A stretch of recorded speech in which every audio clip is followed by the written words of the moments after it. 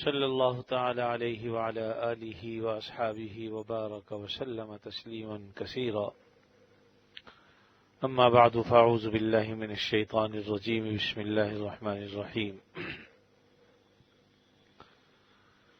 واما من خاف مقام ربہ ونہى النفس عن الہوى فإن الجنة هي المأوى صدق اللہ العظیم۔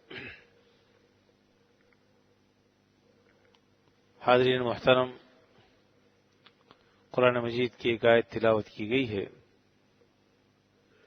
دعا فرمائیے اللہ تعالیٰ بات کو صحیح طریقے پر کہنے کی، سننے کی، سمجھنے کی اور اس پر عمل کرنے کی ہمیں توفیق عطا فرمائے۔ اس آیت کریمہ میں جو بات اللہ تعالیٰ نے ارشاد فرمائی ہے اس کا حاصل خلاصہ اور مفہوم یہ ہے کہ جو شخص اللہ کے سامنے کھڑے ہونے سے ڈرا اور اس نے خواہشات نفسانی سے اپنے آپ کو روک کر رکھا تو اس کا ٹھکانہ جنت ہے۔ ایک اور مقام پر اللہ تعالیٰ کا ارشاد گرامی یہ ہے کہ وَلِمَنْ خَافَ مَقَامَ رَبِّهِ جَنَّتَانِ، کہ وہ شخص جو اللہ رب العزت سے ڈر کر گناہوں سے بچا تو اس کے لیے 2 جنتوں کا وعدہ ہے، جس کا مطلب یہ ہے کہ اگر کوئی شخص گناہ کرنا چاہتا ہے، گناہ پر قدرت بھی ہے، روکنے والا بھی کوئی نہیں ہے، لیکن دل میں اس کو یہ خیال آتا ہے کہ اگر آج میں نے یہ کام کر لیا تو کل اللہ کے سامنے جواب دہی کرنی ہے، اللہ تعالیٰ کی عظمت کا احساس کرتے ہوئے کہ اللہ کے سامنے کس منہ سے میں کھڑا ہوں گا، اس کی عظمت، کبریائی اور جلال، اس کا خیال کرتے ہوئے گناہوں سے رک گیا اور اس نے گناہ نہیں کیا، فرمایا کہ یہ وعدہ اس کے لیے وَلِمَنْ خَافَ مَقَامَ رَبِّهِ جَنَّتَانِ، 2 جنتوں کا وعدہ۔ اور اسی کا نام تقوی بھی ہے، تقوی بھی اسی کو کہتے ہیں۔ بات یہ ہے کہ اس آیت میں یہ نہیں ہے کہ وہ جہنم سے ڈر کے گناہ سے رک گیا یا جہنم کی آگ سے رک گیا، نہیں، بلکہ اللہ رب العزت کی عظمت کا اسے اتنا احساس کہ اللہ کے سامنے میں کیا جواب دہی کروں گا۔ دیکھیے دنیا میں بھی بعض اوقات کسی شخص کے لیے اس کے والد کی ذات ایسی ہوتی ہے جو عظمت و جلال والی ہوتی ہے، تو بعض اوقات یہ سوچ کر کہ بھئی میں اگر کوئی غلط کام کروں گا میرے والد کی ذات پر حرف آئے گا، اور ان کی عظمت کا خیال کرتے ہوئے آدمی گناہ سے بچ جاتا ہے، برے کاموں میں نہیں پڑتا۔ اسی طریقے سے اپنے شیخ کے سامنے جاتے ہوئے اس کے دل میں ان کی عظمت آتی ہے تو یہ خیال کرتے ہوئے کہیں وہ پوچھ نہ بیٹھیں کہ تم کیا کر رہے ہو، اور اگر میں کوئی غلط کام کر رہا ہوں تو انہیں بتانا پڑے گا، اس خیال سے بعض اوقات انسان دنیا میں رک جاتا ہے۔ تو یقیناً اللہ کی عظمت تو بہت بڑی چیز ہے۔ جب ہم شیخ کے خیال سے یا والد کے خیال سے یا استاد کے خیال سے بہت سی باتوں سے بچتے ہیں، بچ سکتے ہیں، تو اللہ رب العزت کی عظمت اور کبریائی کا ہم اگر استحضار کریں تو گناہوں سے کیوں نہیں بچ سکتے؟ تو اس لیے میرے عزیزو، گناہ کرنے پر قدرت کے باوجود صرف اللہ رب العزت کی عظمت کا خیال کرتے ہوئے اس گناہ کو انسان چھوڑ دے، نہ کرے، یہی اصل چیز ہے۔ ورنہ تو اللہ رب العزت یہ فرماتے کہ جہنم میں ڈالا جائے گا، اور جہنم کے ڈر سے جو بچ گیا، بھئی جہنم ڈرنے کی چیز اس لیے ہے کہ اللہ تعالیٰ کے غصے اور غضب کا مظہر ہے وہ۔ جس آدمی پر اللہ تعالیٰ ناراض ہوتے ہیں تو اس کے لیے جہنم ہے، لیکن یہ شخص جہنم سے ڈر کر گناہ سے نہیں رک رہا، بلکہ اللہ رب العزت کی عظمت کا خیال رکھتے ہوئے کہ اللہ کی ذات بڑی عظیم ہے، اس کی عظمت کا خیال کرتے ہوئے گناہ سے بچ رہا ہے۔ البتہ جہنم بھی ہے ڈرنے کی چیز، اور اس کی وجہ یہی ہے کہ اللہ تعالیٰ کے عذاب اور غصے اور غضب کا مظہر یہ جہنم ہے، اس لیے اس سے ہمیں ڈرنا چاہیے۔ سیدنا عمر فاروق رضی اللہ تعالیٰ عنہ کا دور ہے، اور آپ کو معلوم ہے کہ وہ راتوں کو گشت کیا کرتے تھے۔ ایک رات جب تہجد کے وقت گشت پر نکلے تو اس میں وہ سبھی چیزیں دیکھتے تھے. اگر کوئی بیچارہ پریشان حال ہوتا تھا اس کی مدد کر دیتے, کسی کو ان کی مدد کی ضرورت ہوتی کسی طریقے کی تو جو ان سے ہو سکتا تھا وہ کیا کرتے تھے. ایک جگہ سے گزرے تو انہیں باتیں کرنے کی آواز آئی, غور سے سنا تو ایک محسوس کیا, باتوں سے اندازہ لگایا کہ ایک بوڑھی عورت ہے, ایک جوان بچی ہے, اور وہ آپس میں گفتگو کر رہی ہیں. غالباً ماں بیٹیاں ہیں, تو ماں بیٹی سے کہہ رہی کہ بیٹی دودھ میں پانی ملا دے. تو بیٹی کہتی ہے کہ اماں امیر المومنین نے منع فرمایا, اس سے حکم دیا ہے کہ کوئی شخص دودھ میں ملاوٹ نہ کرے. تو ماں نے کہا کہ بیٹا امیر المومنین تو اپنے گھر میں آرام کر رہے ہوں گے, انہیں کیا پتا, اگر تو پانی ملا دے گی تو انہیں تو کچھ پتہ نہیں چلے گا. تو اس بچی کا جو جواب تھا وہ ہے اصل میں اللہ کی عظمت اور جلال اور خوف سے بھرپور. اس نے کہا کہ اماں امیر المومنین تو گھر میں سو رہے ہوں گے, لیکن ان کا خدا تو جاگ رہا ہے, وہ تو دیکھ رہا ہے. سیدنا عمر فاروق رضی اللہ تعالیٰ عنہ وہاں سے تشریف لے گئے. جب صبح ہوئی تو معلوم کرایا کہ بھئی یہ کون ماں بیٹیاں ہیں, اور پھر اس گھر میں اپنے بیٹے عبداللہ ابن عمر رضی اللہ تعالیٰ عنہ کا رشتہ سیدنا عمر فاروق نے بھیجا, اور اس بچی سے اپنے بیٹے کا نکاح کیا. اسی بچی سے آگے چل کر حضرت عمر بن عبدالعزیز جو خلیفہ پنجم کہلاتے ہیں وہ دنیا میں آئے. تو یہ دیکھیے نیکیوں کے اثرات کئی پشتوں تک جاتے ہیں. جس طرح گناہوں کے اثرات ہوتے ہیں, نیکیوں کے اثرات بھی ہوتے ہیں کہ جب کوئی شخص اللہ کے ڈر سے گناہ سے بچتا ہے تو اللہ رب العزت بھی اس کی پھر لاج رکھتے ہیں. تو اصل چیز یہی ہے میرا عزیز کہ اللہ کے ڈر سے اور خوف سے کہ اللہ تعالیٰ تو دیکھ رہے ہیں. دیکھیے اگر یہ استحضار آج ہمارے دل میں پیدا ہو جائے کہ اللہ ہمیں دیکھ رہا ہے, یعنی یہ یقین تو ہے ہمارا, ایمان بھی ہے, لیکن استحضار نہیں ہے اس کا. یقین ہے کہ اللہ تعالیٰ ہمیں دیکھ رہے ہیں, وہ ہر جگہ موجود ہیں, لیکن ایسا استحضار کہ اللہ تعالیٰ جیسے کسی بڑے کا ہوتا ہے کہ بھئی فلاں نے دیکھ لیا تو مشکل ہوگی, آدمی برائی سے بچ جاتا ہے. جب اسے پتہ چلتا ہے کہ کوئی استاد میری نگرانی کر رہے ہیں, یا اسے یہ پتہ چلے کہ بھئی حکومت نے میرے اوپر نگران مقرر کر رکھے ہیں جو میری نقل و حرکت کو دیکھ رہے ہیں, تو آدمی بڑا محتاط ہو جاتا ہے. فون پہ بات بھی کرتا ہے تو وہ کوشش کرتا ہے کہ کوئی ایسی بات نہ ہو جو ٹیپ ہو جائے, پکڑائی میں آ جائیں, گرفت میں آ جائیں, رکتا ہے. تو کیا وجہ ہے کہ اللہ رب العزت کو تو کسی ٹیپ کی بھی ضرورت نہیں, اگرچہ ہماری ساری باتیں محفوظ ہو رہی ہیں, لکھی جا رہی ہیں. اور قرآن مجید نے فرمایا بھی اقرا کتابک, قیامت کے دن یہ کہا جائے گا اقرا کتابک کفا بنفسک الیوم علیک حسیبا, ہم نے تیرا کتابچہ تیار کیا جس کا مصنف تو خود ہے, تو اس کو پڑھ لے, آج کے دن تیرے لیے یہی کافی. اور پھر اس کے بعد دوسرے مقام پر اللہ تعالیٰ نے فرمایا کہ جب وہ اپنا کتابچہ دیکھے گا اس میں سارے گناہ موجود ہوں گے, اس وقت پھر افسوس کرے گا اور کہے گا یا ویلتا مالی حاضل کتاب, یہ کیسی کتاب ہے, لا یغادر صغیرۃ ولا کبیرۃ الا احصاها, اس میں تو نہ کوئی چھوٹا گناہ چھوٹا ہوا ہے نہ بڑا گناہ, یعنی جو کچھ میں نے کیا ہے وہ سب کا سب کھاتا اس میں موجود ہے. لا یغادر صغیرۃ ولا کبیرۃ الا احصاها, اور آگے فرمایا ووجدوا ما عملوا حاضرا, جو کچھ عمل اس نے دنیا میں کیا ہے وہ سارا کچارا کچا چٹا اس میں موجود ہوگا. ولا یظلم ربک احدا, اور تیرا رب ظلم نہیں کرے گا کسی پر. ایسا نہیں ہے کہ اپنی طرف سے کسی نے لکھ دیا, بلکہ انسان نے جو کچھ کیا, چھوٹے سے چھوٹا گناہ یا بڑے سے بڑا گناہ, وہ اس کو وہاں پر ووجدوا ما عملوا, جو عمل کیا اس کو حاضر پائے گا. تو یہ ساری چیزیں تیار بھی ہو رہی. یہی وجہ ہے کہ حدیث میں فرمایا کہ جن لوگوں کے نامہ اعمال سیاہ ہوں گے انہیں پیٹھ کے پیچھے سے الٹے ہاتھ میں دیا جائے گا, اور جن کے اعمال نورانی ہیں انہیں سامنے سے داہنے ہاتھ میں دیا جائے گا. تو میرے عزیز و اصل یہی, اللہ تعالیٰ کا خوف اگر دل میں پیدا ہو جائے تو پھر نہ کسی پولیس کی ضرورت رہتی ہے نہ فوج کی ضرورت رہتی ہے, ورنہ پولیس, فوج, CID جتنے بھی محکمے ہیں یہ صرف اس وقت تک کام کر سکتے ہیں جب تک کوئی شخص سامنے موجود.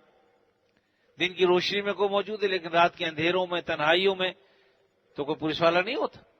ایک اللہ کا خوف ایسی چیز ہے کہ جس کی وجہ سے انسان گناہوں سے رک سکتا ہے، ورنہ دنیا میں اور کوئی چیز ایسی نہیں ہے جو انسان کو گناہوں سے روک دے. گناہ کرتے چلے جا رہے ہیں. تو اس لیے اللہ تعالیٰ نے فرمایا کہ وَمَا مَنْ خَافَ مَقَامَ رَبِّهِ وَنَهَى النَّفْسَ عَنِ الْهَوَىٰ. لازمی بات ہے کہ گناہ کرنے کا مطلب یہ خواہشات نفسانی پر اس نے عمل کیا. تو اسے فرمایا کہ جس نے اپنے آپ کو خواہشات نفسانی کے تقاضوں سے روکا، وَنَهَى النَّفْسَ عَنِ الْهَوَىٰ، ہوا کا مطلب ہوتا ہے خواہشات نفسانی. اس نے اپنے نفس کو روک لیا اس سے اور گناہوں سے اپنے آپ کو بچا لیا اللہ تعالیٰ کی عظمت کا خیال کرتے ہوئے، تو اللہ تعالیٰ فَإِنَّ الْجَنَّةَ هِيَ الْمَأْوَىٰ، جنت اس کا ٹھکانہ ہے. اور دوسرے مقام فرمایا کہ اس کے لیے ایک جنت نہیں بلکہ جنتان، 2 جنتوں کا وعدہ ہے. تو خوف خدا ایسی چیز ہے کہ اللہ رب العزت اس کی قدر فرماتے ہیں. تو ایک انسان کو دنیا میں کون روکتا ہے گناہ پر؟ کوئی کرنا چاہے تو وہ روک تو نہیں سکتا، لیکن اللہ تعالیٰ اپنے فضل و کرم سے جسے بھی یہ خوف خدا عطا فرماتے ہیں، اور اسی کا نام تقوی بھی ہے کہ آدمی پھر گناہ سے بچتا ہے. یقیناً بہت سے لوگ ایسے ہیں جو گناہ کرنا چاہیں تو انہیں کوئی روکنے والا نہیں ہے، لیکن الحمدللہ مسلمانوں کی ایک بہت بڑی تعداد ایسی بھی ہے کہ جو اللہ کے خوف سے گناہوں کے قریب بھی نہیں جاتے. اگر نہ ہوتے تو یہ دنیا تباہ ہو چکی ہوتی. ہیں اللہ کے بندے ایسے، چاہے ان کی تعداد کم ہی کیوں نہ ہو، لیکن ہے. اور نبی کریم صلی اللہ علیہ وسلم نے یہی چیز تھی جو صحابہ کرام کے اندر پیدا کی کہ ان کی طبیعتوں میں انقلاب آ گیا. وہ ڈرتے تھے اس بات سے کہ دنیا میں ہم ایسا کوئی عمل کریں کہ جس کا مواخذہ ہمیں آخرت میں مواخذہ ہم سے ہو. چنانچہ کتنے ہی صحابہ کرام کے واقعات ایسے بھرے ہوئے ہیں کہ ان سے جب کوئی گناہ سرزد ہو گیا، خود نبی کریم صلی اللہ علیہ وسلم کی خدمت میں آ کر انہوں نے عرض کیا کہ اللہ کے نبی صلی اللہ علیہ وسلم، ہم سے یہ گناہ سرزد ہو گیا، ہمیں پاک کر دیجیے، ہمیں گناہ سے پاک کر دیجیے. انہوں نے دنیا کی رسوائیوں کا خوف نہیں کیا، دنیا کی ذلتوں کا کوئی خوف نہیں کیا کہ دنیا کی ذلت بہت کم ہے آخرت کی رسوائی سے. اس لیے کہ یعنی صحابیات بھی ایسی ہیں، صحابہ بھی ایسے ہیں کتنے کہ نبی کریم صلی اللہ علیہ وسلم کی خدمت میں آئے اور انہوں نے اپنے گناہوں کا نہ صرف اعتراف کیا بلکہ یہ بھی کہا کہ اللہ کے نبی صلی اللہ علیہ وسلم ہمیں پاک کر دیجئے تاکہ دوزخ کا عذاب ہمیں نہ ہو. اور ایک صحابی پر جب اللہ کے رسول صلی اللہ علیہ وسلم فرمایا کہ ٹھیک ہے، جب وہ جرم ثابت ہو گیا تو فرمایا کہ اسے سنسار کر دو. جب کیا گیا تو اس شخص کے خون کی چھینٹیں جب کسی پر آئیں تو اس کے منہ سے کچھ غلط الفاظ نکل گئے ان کے لیے. آپ صلی اللہ علیہ وسلم کو جب پتہ چلا، آپ نے فرمایا کہ تمہیں پتہ بھی ہے کہ اس نے جس طرح سے توبہ کی ہے، اگر وہ توبہ سارے مدینے والوں پر تقسیم کر دی جائے تو سب کی مغفرت کے لیے کافی. تو معمولی بات سمجھتے ہو؟ اللہ کے لیے کوئی ذلیل ہو رہا ہے، اللہ کے لیے کوئی ذلت برداشت کر رہا ہے، اللہ تعالیٰ اس سے بھی ہمیں محفوظ فرمائے کیونکہ سب اللہ کے قبضے قدرت میں ہیں. لیکن یہ کہ اگر کوئی شخص اسی پر کوئی بات آ جائے وہ حق پر ہو تو اللہ کے لیے کوئی اس کو ذلیل کرے تو یقیناً وہ ذلت بھی 100 عزتوں سے بڑھ کر. صحابہ کرام کے دلوں میں اللہ کے نبی صلی اللہ علیہ وسلم نے یہی بات، یہی جذبہ پیدا فرمایا تھا کہ وہ جلوت میں ہوتے تھے تب، خلوت میں ہوتے تھے تب اللہ کا خوف سامنے رکھتے تھے اور گناہوں سے بچنے کی کوشش کرتے. جیسا کہ سیدنا عمر فاروق رضی اللہ تعالیٰ نے ایک مرتبہ جنگل میں سفر میں تھے اور ان کے پاس زاد راہ ختم ہو گیا، کھانا وغیرہ موجود نہیں تھا. ایک گڈریے کو دیکھا، چرواہے کو جو بکریاں چرا رہا تھا، اس کے پاس تشریف لے گئے اور فرمایا کہ کیونکہ اس زمانے میں یہ عام سی بات تھی کہ چرواہے دوسرے اپنی بکریوں کا دودھ پیش کر دیا کرتے تھے، کھانا پیش کر دیا کرتے تھے، کھجورے پیش کر دیا کرتے تھے. اب آپ نہ جانے کس مقام پر تھے، بہرحال اس کے پاس تشریف لے گئے اور کہا کہ میں مسافر ہوں اور زاد راہ میرے پاس ختم ہو چکا ہے، تو تم مجھے اگر بکریوں کا دودھ پلا سکو تو میں تمہارا مشکور ہوں گا. تو اس نے کہا کہ میں تو امانت دار ہوں، یہ بکریاں میری ذاتی نہیں ہیں بلکہ میں انہیں چرانے کے لیے لے کر آیا ہوں اور میں امین ہوں، اس لیے میں بغیر مالک کی اجازت کے بکری کا دودھ نکال نہیں سکتا، نہ آپ کو پلا سکتا. تو سیدنا عمر فاروق نے جب اس کی یہ بات دیکھی تو پھر امتحاناً اس سے کہا کہ اچھا تمہیں میں ایک طریقہ بتاتا ہوں میاں. بات یہ ہے کہ جنگلوں میں بھیڑیے بھی ہوتے ہیں، اکثر بھیڑیے بکریوں پر حملہ بھی کرتے ہیں. تو ایسا ہے کہ ایک بکری تم ذبح کر لو، اس کا گوشت تم خود کھا لینا، کچھ میں کھا لوں گا، مجھ سے پیسے لے لو، اجرت لے لو اس کی، اور مالک کو کہہ دینا کہ کوئی بھیڑیا کھا گیا تو تمہاری بات مان بھی لے گا اور وہ سمجھے گا کہ واقعی ایسا ہو تو سکتا ہے، ناممکن تو نہیں ہے۔ اس گڈریے نے جب یہ بات سنی تو ایک ٹھنڈی سانس لی اور کہا کہ یا ھذا فأین اللہ، یہ شخص پھر اللہ کہاں چلا گیا؟ اگر میں یہ کام کر لوں کہ تجھے میں پیسے تجھ سے لے لوں، گوشت تجھے دے دوں، دودھ تجھے دے دوں، اللہ کہاں چلا گیا پھر؟ کیا اللہ نہیں دیکھ رہا؟ تو سیدنا عمر فاروق رضی اللہ تعالیٰ نے جو بات فرمائی وہ یہ تھی کہ جب تک تجھ جیسے لوگ دنیا میں موجود ہیں، کائنات میں کوئی شخص کسی پر ظلم نہیں کر سکتا، کوئی شخص آمادہ نہیں ہوگا ظلم کرنے پر، کیونکہ اللہ کا خوف موجود ہے۔ تو یاد رکھیے کہ اللہ کا خوف ایسی چیز ہے جو انسان کو ظلم سے روکتا ہے۔ جو لوگ مظالم ڈھا رہے ہیں اس زمانے میں آج ہمارے خاص طور پر، چاہے وہ جو بھی ہوں، آپ دیکھ لیجئے صبح سے لے کے شام تک انسانوں کا خون کس طریقے سے بہایا جاتا ہے۔ اب چاہے وہ جو بھی ہوں، میں کسی کی تخصیص نہیں کرتا، لیکن جس بے دردی کے ساتھ انسانوں کا خون کیا جا رہا ہے اور انسانوں پر ظلم کیا جا رہا ہے، ڈاکے ڈال رہے ہیں، لوٹ رہے ہیں، چوریاں ہو رہی ہیں، لیکن یہ سب اس لیے ہے کہ اللہ کا خوف دل میں نہیں۔ اللہ کا خوف ہو تو کوئی کیوں کرے؟ میرے استاد حضرت مولانا مفتی محمد تقی عثمانی صاحب دامت برکاتہم العالیہ جب شریعت اپیلیٹ بینچ کے ممبر تھے جسٹس کے طور پر، فرماتے ہیں کہ 3 سال میں صرف 3-4 مقدمے ہمارے پاس ایسے آئے کہ جو چوری اور ڈاکے کے تھے۔ وہ بھی تحقیق کرانے معلوم کہ بھی کتنے مقدمے آئے، تو کہا 3-4 سال میں 2-3 مقدمے آئے بس۔ کہا کہ اگر یہ رپورٹ دنیا میں جائے تو لوگ سمجھیں کہ یہاں تو امن کا ملک ہے بھائی، یہاں نہ چوریاں ہوتی نہ ڈاکے ڈلتے، ورنہ ہم اخبارات پڑھتے ہیں تو صبح سے لے کے شام تک 85 ڈاکے، 85 چوریاں اور 85 قتل جو ہے وہ صبح سے لے کے شام تک پورے پاکستان میں ہو رہے ہیں۔ فرمایا 3 سال میں صرف 3-4 سے۔ کہا پھر اس کی تحقیق کرائی تو پتہ چلا کہ معاملات اوپر تک آنے ہی نہیں دیتے، نیچے ہی بالا وہ طے ہو جاتے ہیں، اس لیے وہ مقدمات عدالتوں تک پہنچتے ہی نہیں، خاص طور پر شریعت عدالت جو اس زمانے میں تھی۔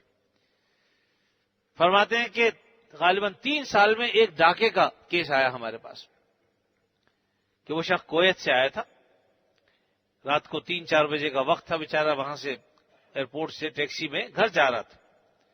اس زمانے میں گھوڑ سوار پولیس ہوتی تھی، تو گھوڑ سوار پولیس نے اس کو روکا، پوچھا کہاں سے آ رہے ہو؟ اس نے کہا کہ میں کویت سے آ رہا ہوں۔ جا کہاں رہے ہو؟ گھر جا رہا ہوں۔ کیا لے کر آئے ہو؟ اس نے کہا جو کچھ بھی میں لے کر آیا ہوں کسٹم والوں نے اس کو چیک کر لیا، آپ کا کیا کام؟ تو ان میں سے ایک شخص نے پستول تانی اور کہا کہ جو کچھ ہے نکال دو۔ اب یہ وہ لوگ کام کر رہے ہیں کہ جو حفاظت پر مامور ہیں۔ حضرت نے خود یہ واقعہ سنایا بھی، لکھا بھی ہے۔ تو بات یہ کس لیے ہے بھائی؟ اس لیے ہے کہ اللہ کا خوف دل سے نکل گیا، مال کی محبت دل میں آ گئی۔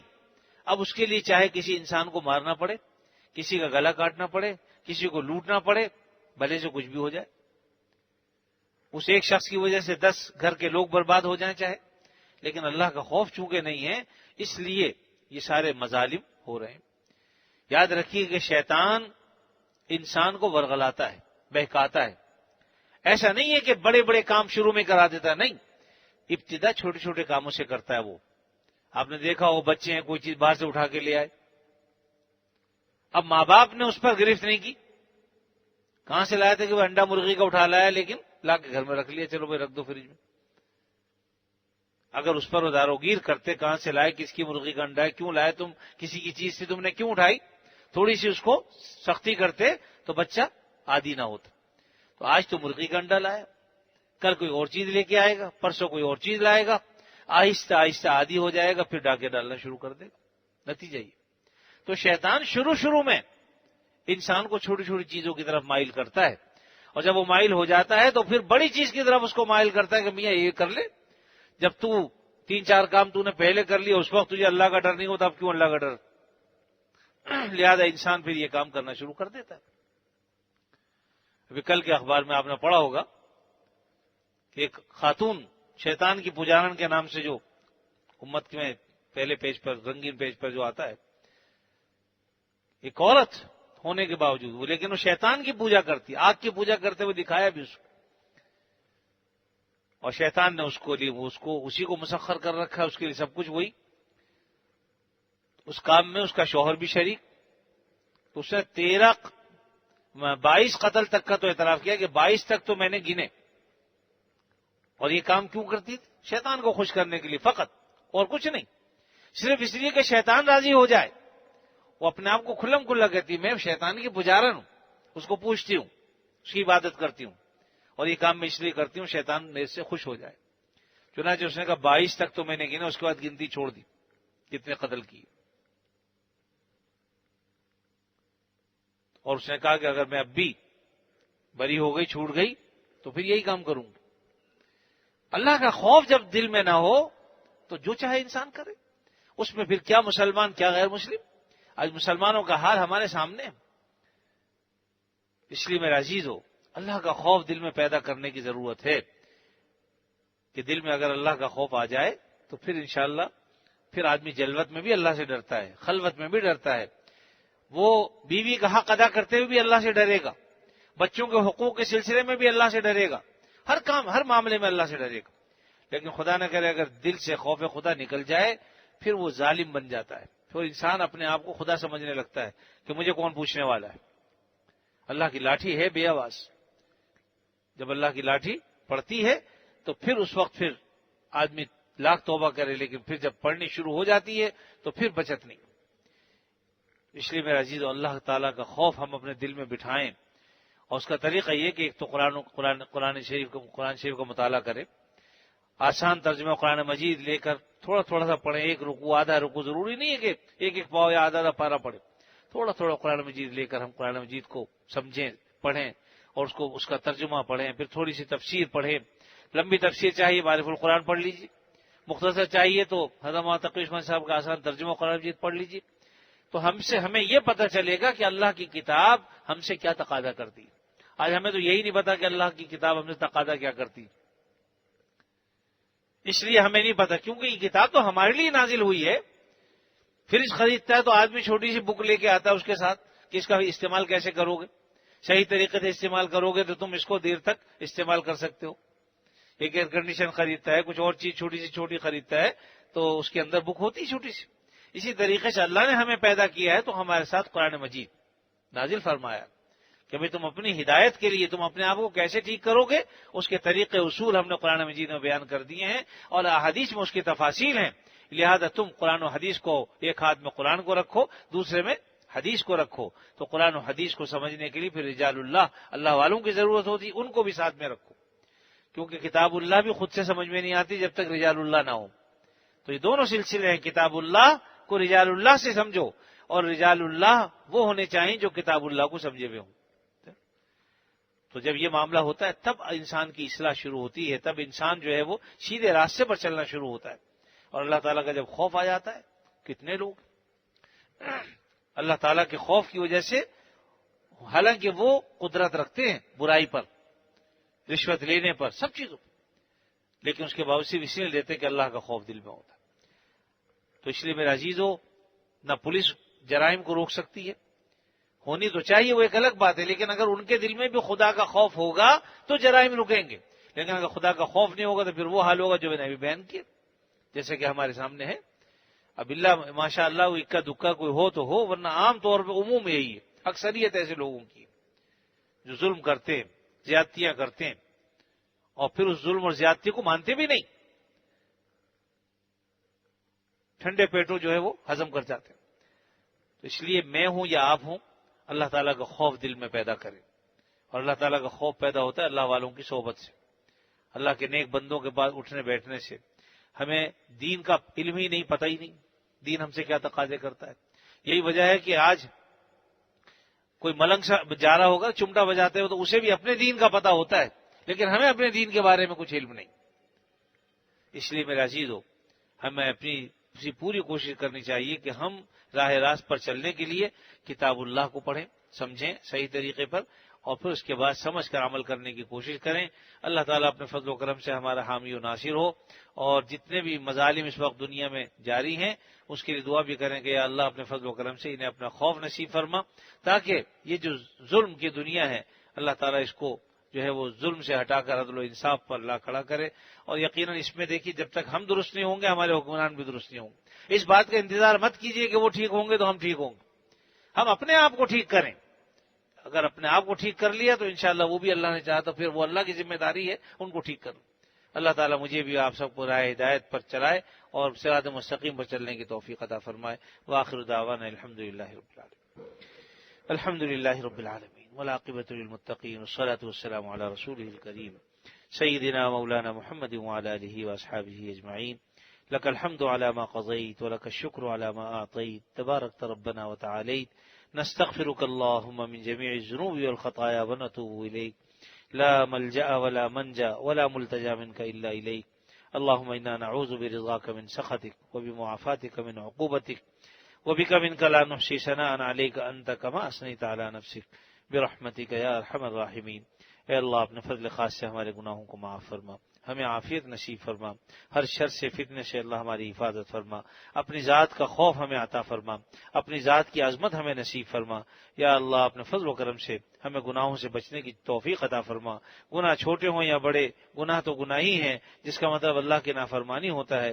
اس لیے یا اللہ ہمیں صغیرہ گناہوں سے بچنے کی توفیق عطا فرما، کبیرہ گناہوں سے بچنے کی توفیق عطا فرما. اے اللہ اس وقت جو مظالم دنیا میں پھیلے ہوئے ہیں اپنے فضل خاص سے یا اللہ ان مظالم کو ختم فرما دیجیے. اے اللہ ان ظالموں کو ہدایت عطا فرما دیجیے، اور ہدایت نہیں تو ایسے لوگوں کو یا اللہ تباہ و برباد فرما دیجیے. ہم سب کو دین پر چلنے والا بنا دے. اے اللہ آسانی کے ساتھ دین پر عمل کرنے والا بنا دیجیے. اے اللہ جتنے بھی رکاوٹیں ہیں دین پر چلنے میں اپنے فضل خاص سے ان رکاوٹوں کو آپ ختم فرما دیجیے، دین پر چلنا آسان فرما دیجیے. اے اللہ ہمیں بھی ہمارے گھر والوں کو بھی دین کی سمجھ عطا فرمائیے. جب تک زندہ رہیں آپ صلی اللہ علیہ وسلم کی تعلیمات پر عمل کی توفیق عطا فرما. بیماروں کو شفائے کامل عطا فرما، جو مقروض ہیں ان کے قرضوں کو عطا فرما، جو پریشان حال ہیں ان کی پریشانیوں کو دور فرما. ہمارے مدرسے کے ایک طالب علم اس کے بھائی بیمار دعا فرمائے، اللہ تعالیٰ اسے شفائے کامل عاجل عطا فرما دیں. اس طرح ہمارے گارڈ ہے اس بیچارے کا حادثہ ہو گیا اور اس کو کافی چوٹ ووٹ آئی، اس کے لیے بھی دعا فرمائیے. اللہ تعالیٰ اپنے فضل سے جلد از جلد اس کو صحتیابی عطا فرمائے. اور ہم میں ہمارے عزیزوں میں رشتہ داروں میں جو بھی بیمار ہیں اے اللہ سب کو شفائے کامل عاجل عطا فرما. اپنی ذات کے سوا کسی کا محتاج نہ بنا، کسی کے آگے ذلیل نہ فرما، رسوا نہ فرما. جب تک زندہ رہیں آپ صلی اللہ علیہ وسلم کی تعلیمات پر دل و جان سے عمل کی توفیق عطا فرما، اور جب وقت آخر آئے خاتمہ ایمان پر فرما. وصلی اللہ تعالی علی خیر خلقہ محمد وعلی آلہ واصحابہ اجمعین. آمین برحمتک یا ارحم الراحمین.